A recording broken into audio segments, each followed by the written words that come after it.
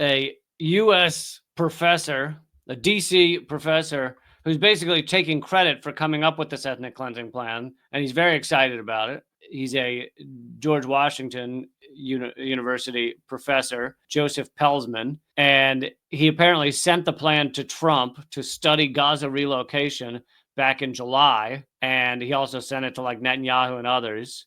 To me, this speaks to multiple things, and he keeps saying in interviews and everything, he keeps saying you've got to start over, you've got to clear the place out.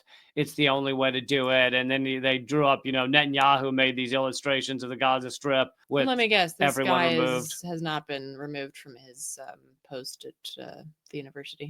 Oh, you kidding? They love him. Meanwhile, if you wear a keffiyeh as a tenured professor, you are at risk of losing your job. He said, I figured, well, why don't I write some sort of out-of-the-box perspective on how to fix Gaza after the war is finished? What does finished mean? The paper went to the Trump people because they were the ones who initially had interest in it, not the Biden people. I was asked by Trump's team to think outside the box on what we could do after, quote unquote, the war, as nobody was really talking about it. Basically, what do you do after you've ethnically cleansed everybody? This is post-genocide. What's Gaza going to look like post-genocide? And this speaks to kind of the academic class that is actually used for these horrific ideas. I mean, they're in think tanks and they're in universities, and they are funded to come up with these ideas of how to protect dollar hegemony, how to push the U.S. empire more around the world, how to shut down China, and how to ethnically cleanse Gaza. And it's not something that they're like that quiet about. This is someone who's very excited. Hey, my plan of exactly how to ethnically cleanse Gaza is being adopted by the U.S. government. And Trump is trying to force Jordan and Egypt into accepting this mass deportation of Gazans. But I just want to point out that it is very, very Israel to put out an image like this. And for folks who are listening to this and not watching, there's a lot of green. Like the buildings look like they've got little like forest terraces and shit. There's a tram or a train or something. So, it's not congested traffic and people are lounging on the beach and shit. Buildings are shiny, which means they're futuristic. Yeah. Everything is shiny in the future. But this speaks to the greenwashing that Israel partakes in constantly.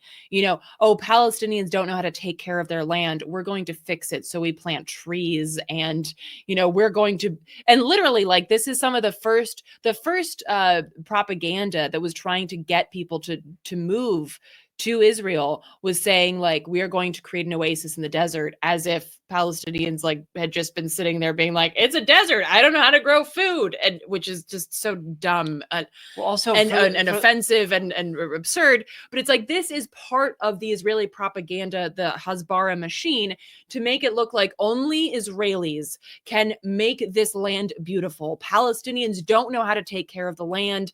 We're going to make it green and shiny and pretty, and it's really it does look like hydroponics.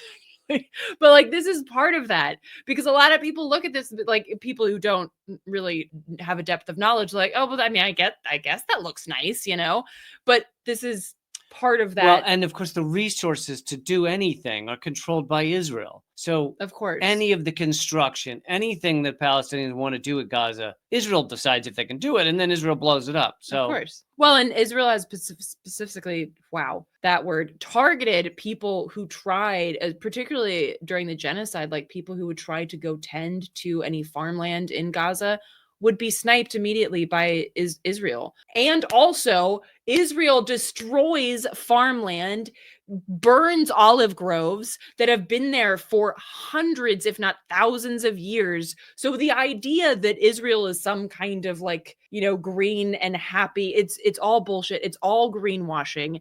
Genocide is ecocide. And the genocidal aims of Israel are also remarkably ecocidal. at least there's a few members of the Knesset that are furious at Netanyahu for tanking the ceasefire. They know it is his fault that the ceasefire is ending. That they are not under the illusion that somehow Hamas is ending this ceasefire. And anyway, several different members of Knesset standing up and screaming at Netanyahu. Now, this doesn't mean that they're really anti-genocide. They're not yelling free Palestine. They just want the hostages released, and they know that Netanyahu is not allowing that. So anyway, it starts with him speaking for about 1 second. שיב את הרשות הפלסטינית. חבר הכנסת להב הרצנו, קריאה שנייה. חבר הכנסת להב הרצנו, אתה בקריאה שנייה. חבר הכנסת להב הרצנו, קריאה שלישית, נא לצאת. תודה רבה. חבר הכנסת מלביצקי. חבר הכנסת מלביצקי. חבר הכנסת מלביצקי, קריאה ראשונה. נא להוציא.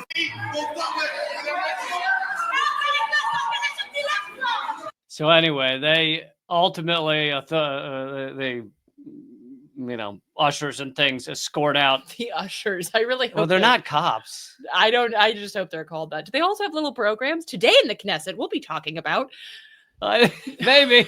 Here's your little guide to genocide. Here's your little genocide pamphlet. And then I thought I'd show, I can't actually play it out loud, but I thought I'd show a minute of Macklemore has another, this is his third, I believe, song for Palestine. It's also got some great other lines in there about the Resnicks owning the water in California, about prison labor being used to fight the fires in California. And he packs a lot into a lot. He packs a lot of space, I will say. Again, unfortunately, I'm not going to play the audio because I don't know whether YouTube would take down my video if I did that. Macklemore has been really great on this stuff. This is so incredibly rare that someone with as large a platform of him is willing to really go at the throat of what our country is doing, what the U.S. is doing, what Israel is doing.